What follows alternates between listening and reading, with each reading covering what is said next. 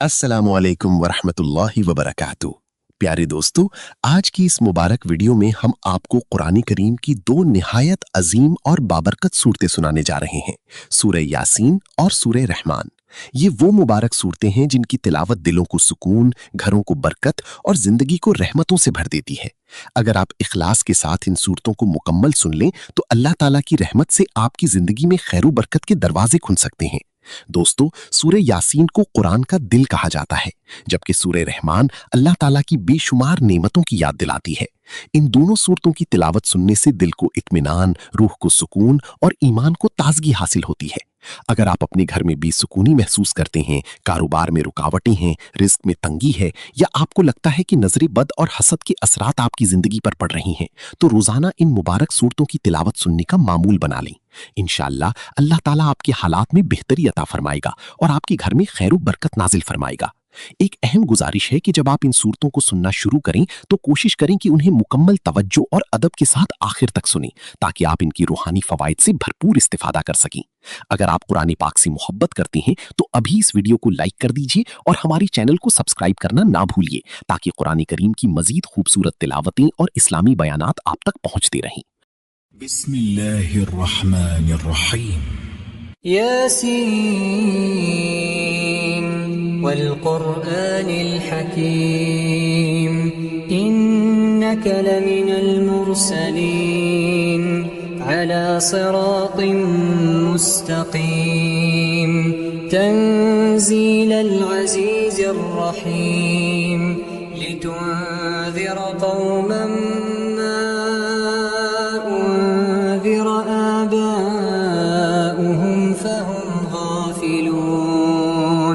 لقد حق القول على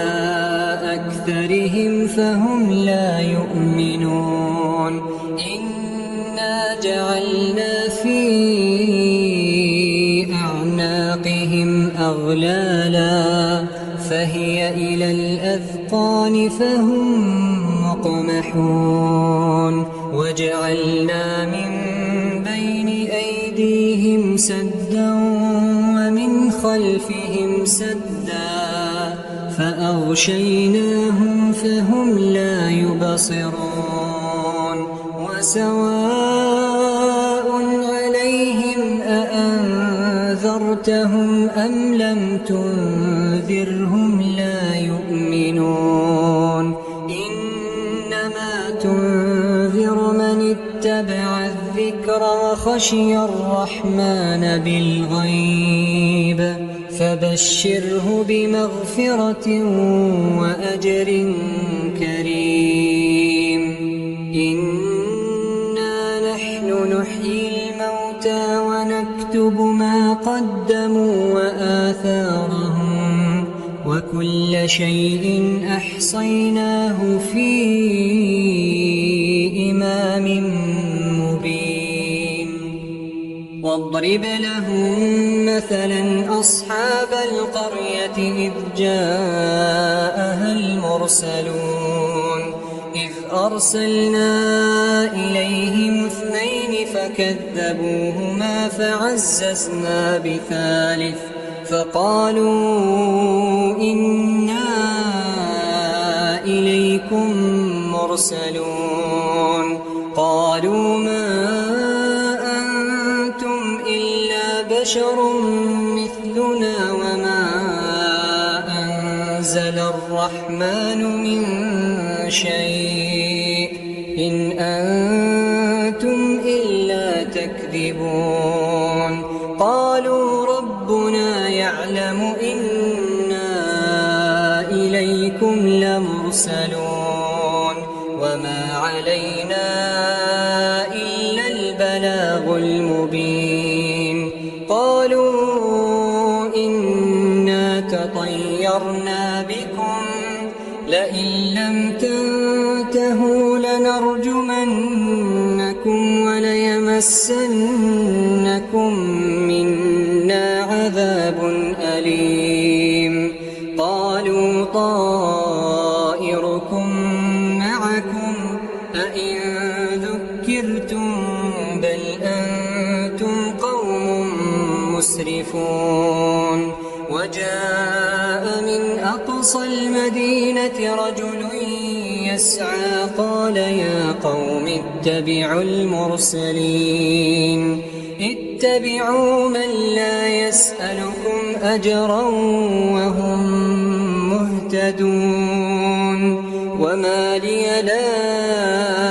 أعبد الذي فطرني وإليه ترجعون أأتخذ من دونه آلهة إن يردني الرحمن بضر لا تغن عني شفاعتهم شيئا ولا ينقذون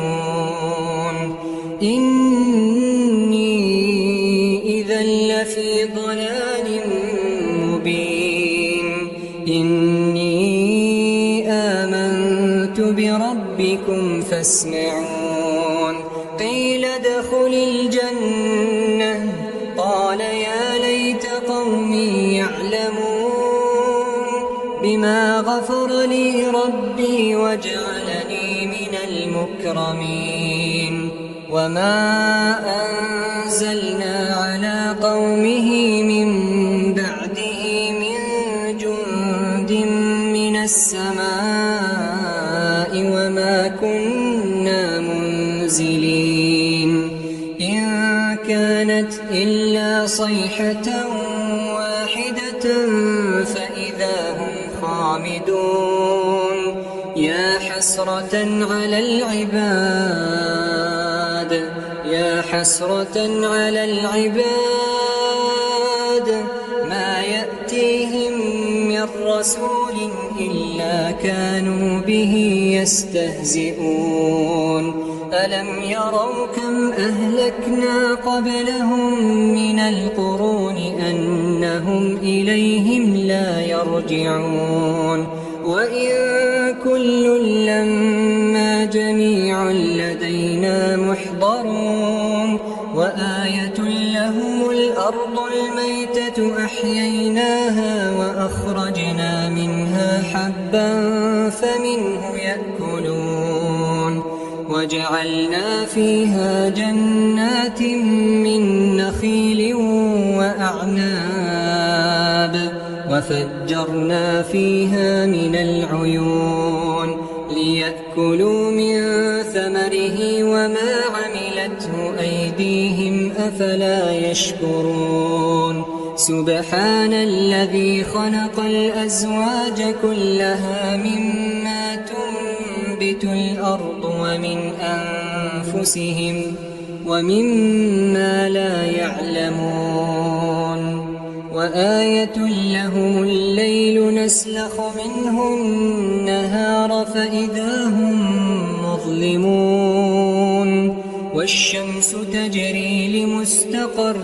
لها ذلك تقدير العزيز العليم والقمر قدرناه منازل حتى عاد كالعرجون القديم لا الشمس ينبغي لها أن تدرك القمر ولا الليل سابق النهار وكل في فلك يسبحون وآية لهم أنا حملنا ذريتهم في الفلك المشحون وخلقنا لهم من مثله ما يركبون وإن نشأ نغرقهم فلا صريخ لهم ولا هم ينقذون إلا رحمة منا ومتاعا إلى حين وإذا قيل لهم اتقوا ما بين أيديكم وما خلفكم لعلكم ترحمون وما تأتيهم من آية من آيات ربهم إلا كانوا عنها معرضين وإذا قيل لهم أنفقوا مما رزقكم الله قال